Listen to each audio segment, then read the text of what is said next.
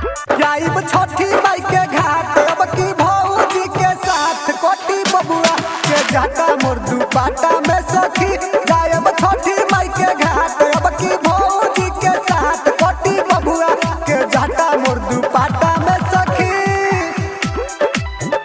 कोटी बबुआ के जाता दुपाटा में सखी कोटी बबुआ फल फलहार सजल दहुरा में पुआ कहली कि नेग देबे बबुआ के बुआ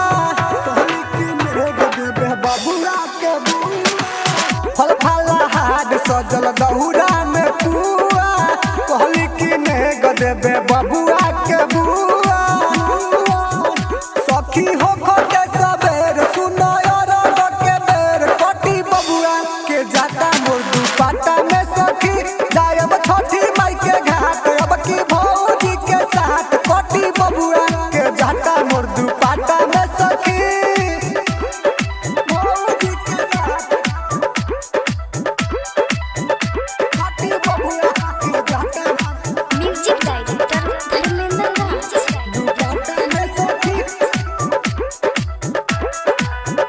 गायब छठी माई के घाट ऋतिक रसिक सोया के ले हम बोलाई खुशबारी भौजी की भाड़ा उताराई